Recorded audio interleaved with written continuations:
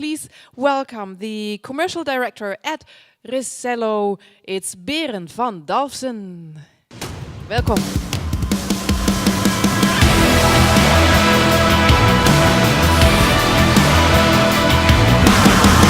Good afternoon. Great announcement, great Dutch pronunciation of my name. Great, doesn't happen many times. Welcome this afternoon, although it's sunny weather, that you guys are all here inside. Where is my clicker? So to speak, oh yeah.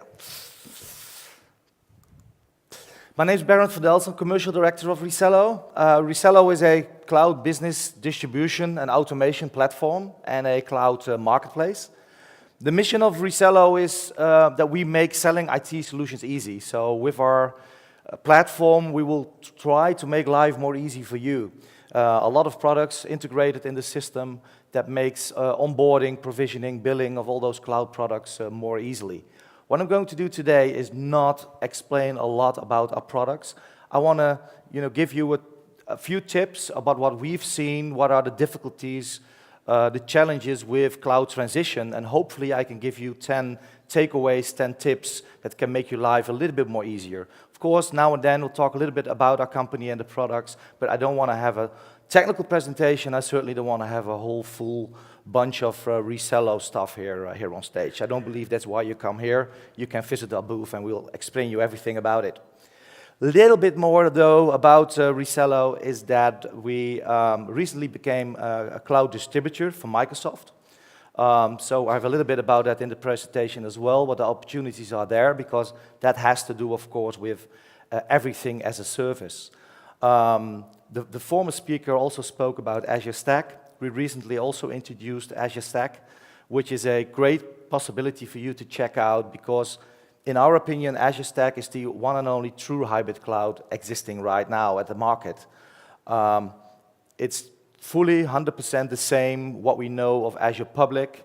It's the same solution, the same everything in our own data center.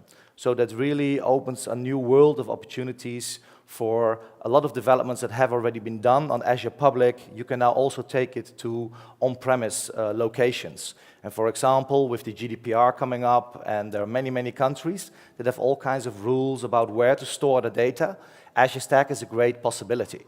So check that out. We're part of a newly structured company. It's called Total Web Hosting Solutions.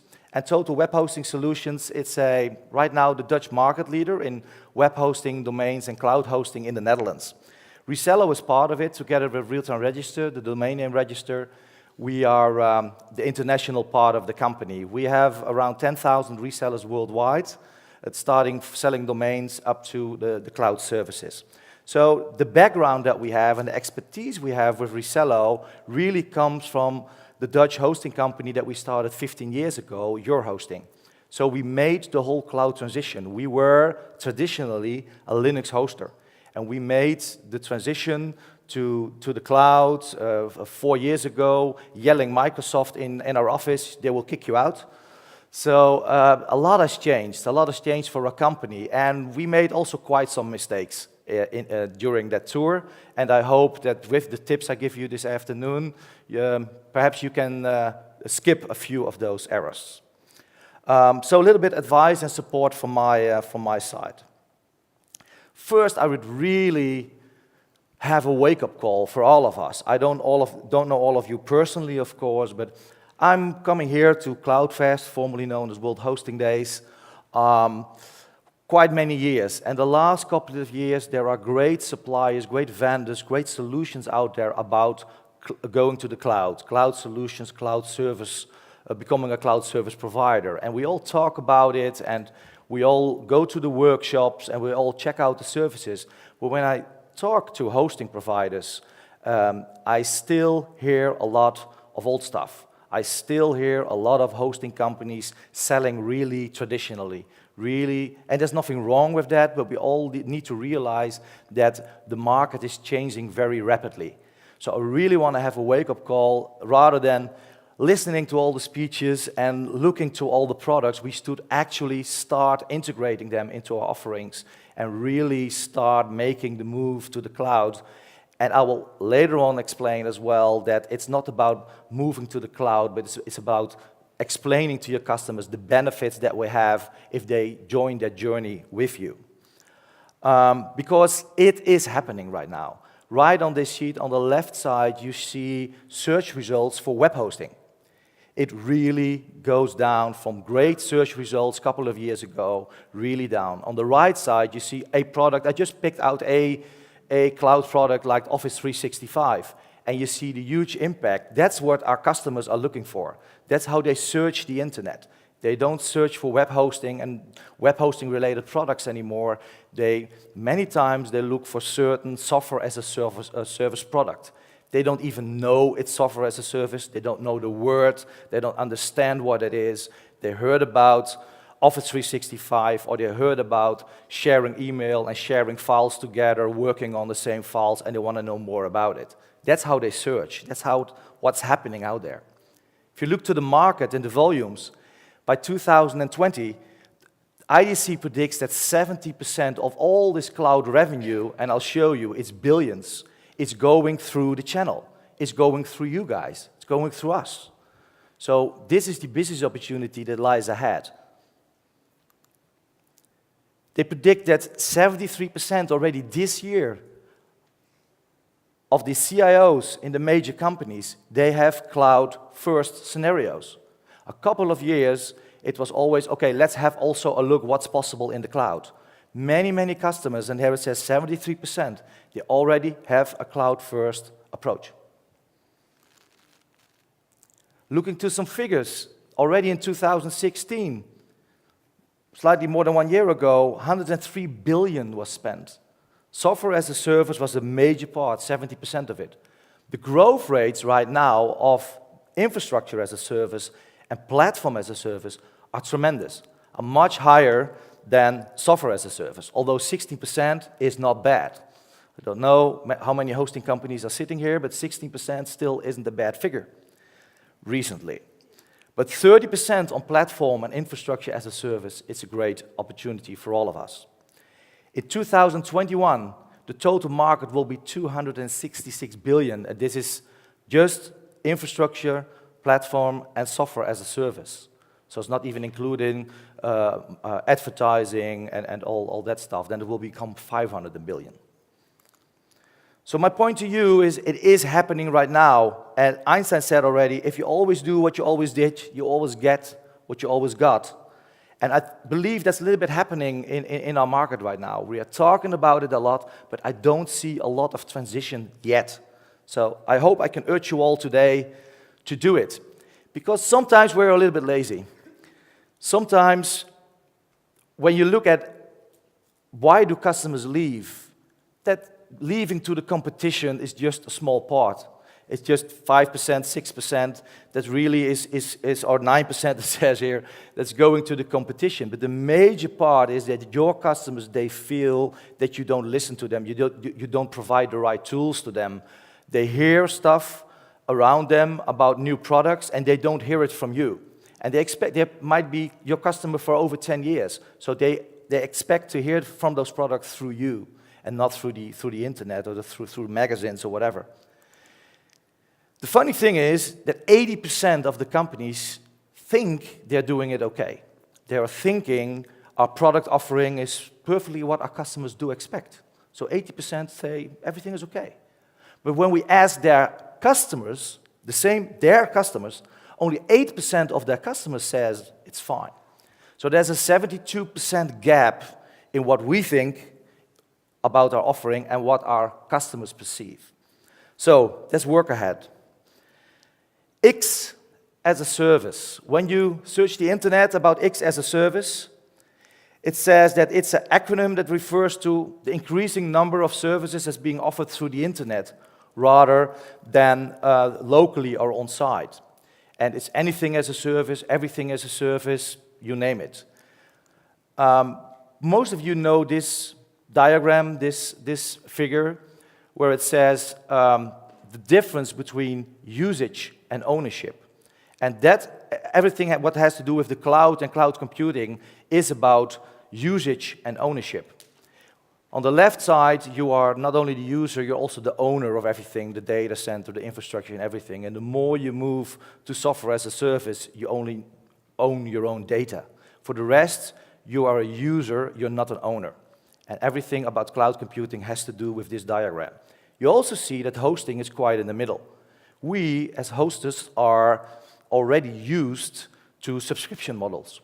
So the transition for a hosting company already offering packages, and you know, all the X and the L packages, etc., and customers can do upgrades and downgrades, we're already pretty much in the way of this pay-per-use model.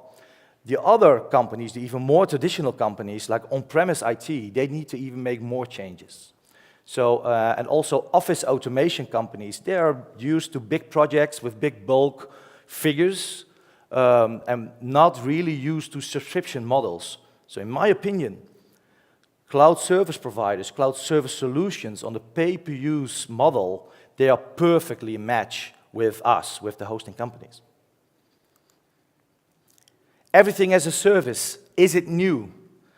Right now, we see, of course, the Airbnbs, the Ubers, the Peerby, which I don't know if you all know Peerby, but that's an app where you can borrow or rent stuff from your neighbors, people around you. So you need a chainsaw, and there's somewhere in the neighborhood who has it. Snapcar, which does the same with cars.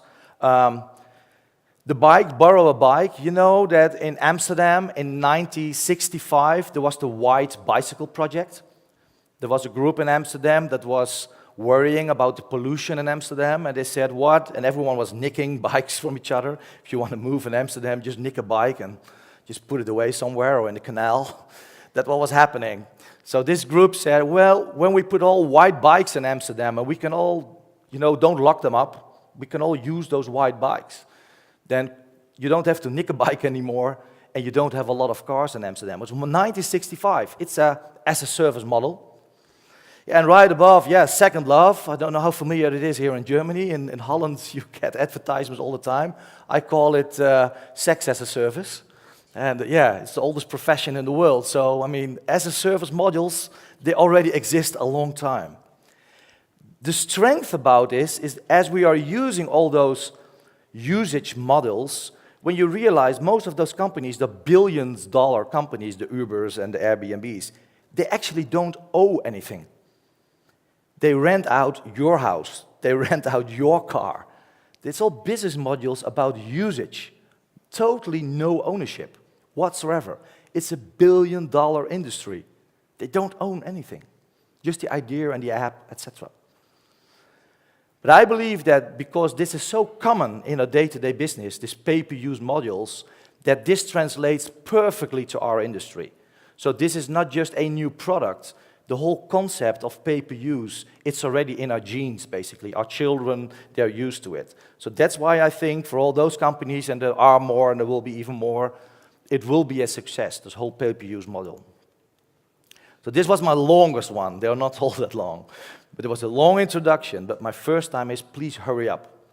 We are here many, many years, and I still see a lot of people not hurrying up, so I really would like to urge you.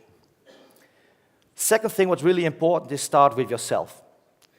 Don't start with, I should also sell this product, I should also sell this solution. But check, like Sinek said, Simon Sinek, start with the why. Most of us knows what products we sell. We all know the what. Few of us, I hope you guys all do, know how we sell it and how it has to do with what's the benefits that people buy it from you, what sets you apart from the competition. But what's really important is the why. It's why do you exist? What's the purpose of your company? So look inside the mirror for yourself and look to what's the purpose of your company and see what this transition to the cloud can mean for your business, for your offering. So really, it's very important to start with the why question. It's why change, why should we change now, and why you, why us? Why should we do it as a company?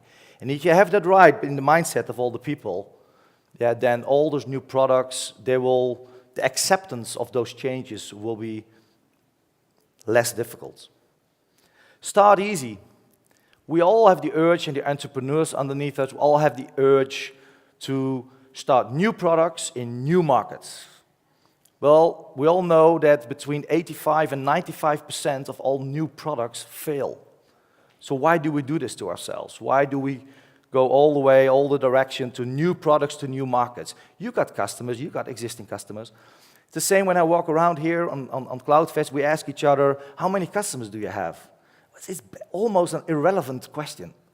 What's more, a better question is, how many products do you sell to your customer? How many new product introductions did you have recently, and what is the acceptance of your customer? What is the average revenue or margin that you make on those customers? That's far more interesting for us as businessmen than asking about the number of customers. So there's a lot of low-hanging fruit. Look to your customer base and start cross-selling and upselling. They want you to offer them those new products, everything as a product services. They expect it to be supplied through you. They trust you. They don't want to go to a competitor. Start structured. We made this mistake. We made many mistakes with product introductions. So you're so busy with development and postponing new product introductions, and then finally it's there, and you want to introduce it, and you say, okay, we forgot to inform sales, customer care is not involved, we've forgotten the frequently asked questions, we miss all kinds of sales material. So with a good MPD, new product development process, when you have this really structured down, and this is really important for cloud services, that everyone in the company is involved, including finance, business intelligence, etc. Everyone's involved. So a good structured MPD process is really, really relevant. Start different. Start different from your competition. I'm from Holland, the country from the cows. And you know what happens with cows when they enter a pasture, a field? You see all those cows standing together. And this new cow that comes in the field also walks up to those other cows because he thinks there must be a lot of grass. But actually, there isn't a lot of grass. There's a lot of shit. We do the same. We, as hosting companies, we all do the same. We look to our competitors and, oh, I heard he is successful, let's do the same. Wrong. In some cases, it turns out okay. In many cases, look to the market and find your own spot on the market. Find your own piece of green grass. That's my advice to you. Start different. Start with the problem. We're talking about Azure. Your customer doesn't care. We're talking about Azure Stack. Your customer doesn't care. He doesn't know what it is. What we should do is sell the problem that we solve and not the product. I think a great part of the acceptance of the market of cloud solutions has to do with this problem. A lot of technical salespeople, they talk technical mumbo-jumbo from the first minute on, and they try to convince the customer that going to public Azure is all he needs. Well, that's not all he needs. When he doesn't see the problem, he will not buy it from you. He will not grab it. Everything is too expensive. So look to what you can solve for the customer, what his problem is. If there's no pain, there is no gain. Speak your customer's language. Originally, there were a lot of technical people inside our industry. More and more, there are also other managers, other people that make the decisions about the products and the strategies that the company follows. Adapt your marketing materials, adapt your stories, adapt your technical explanations even towards the groups that you address. So talk different language to a technical manager, a CTO, than you talk to the CEO. In many cases, you need to talk different language, otherwise you don't get your message across. Tip number 8, start business intelligence. We did forget this, actually, in the beginning. And then you are 3 months ahead, and you have sold Office 365 packages and Azure public licenses and everything. And then people asking questions inside the company, how many this, how many that, what's the percentage of this, percentage of that? And you said, oops, we forgot something. So don't forget the metrics. Start business intelligence straight away. We all have a lot of information inside our company, but you have to do something with it. So start collecting all this information in a structured way. And we found, for example, for the customer care department, that when they have a good 360 degrees view of a customer, we have seen tremendous upsell. We don't want the customer care department at your hosting to sell to the customers. We explain them, you help the customer buy. So when they see, for example, that this customer did an upgrade to an accurate eShop plan in the site builder, they check and they see that he doesn't have an SSL, and they say, you're selling stuff on the internet, you're asking all customer details on the internet, do you realize you need and you need to explain him what an SSL certificate is, you know, the thing with the green bar, and then the customer understands. And then he buys it from you, and you say, thank you very much for your advice, I didn't know, I didn't realize. And they're glad that you explained it to them. So from BI, a lot of knowledge starts, and when you share it collectively inside your company, you can have great benefits. What's really important with selling cloud services is customer activation. Traditionally, when you had hosting packages, you had a lot of customers that were not using it. You didn't care. As long as they were paying the bill.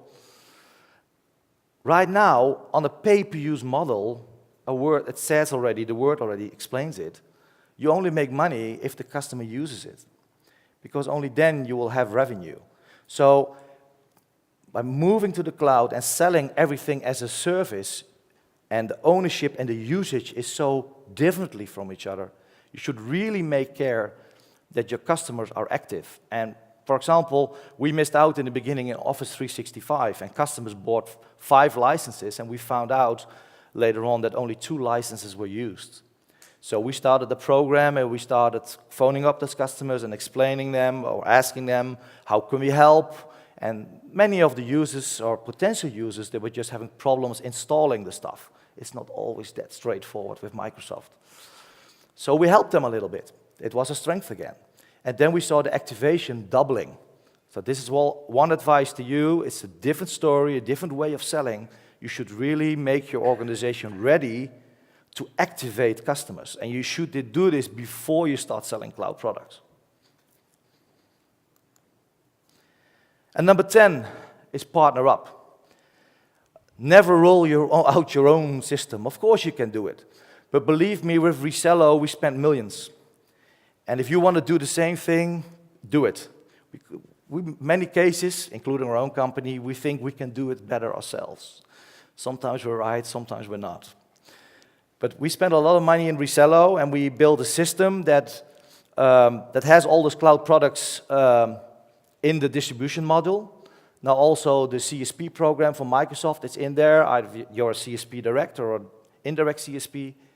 And just to give you an idea, right now there are 45,000 CSP partners worldwide of Microsoft, 45,000. And every month, 2,000 are being added. But there are not a lot of hosting companies, telco companies, let's say it, are part of the industry that is within those 2,000. So we should watch out, and this is only Microsoft, and there's Amazon, there's Google, there's many more. We should really watch out that the traditionally hosting industry is not missing out on this great opportunity. Most of all, I want to say, if you do it with Resello, do it with Resello. But I wanted to get the idea across today. There's a huge opportunity with everything as a service, but it's a different way of selling, it's a different way of preparing your company. And all I want to say is, be part of it. It's a great opportunity.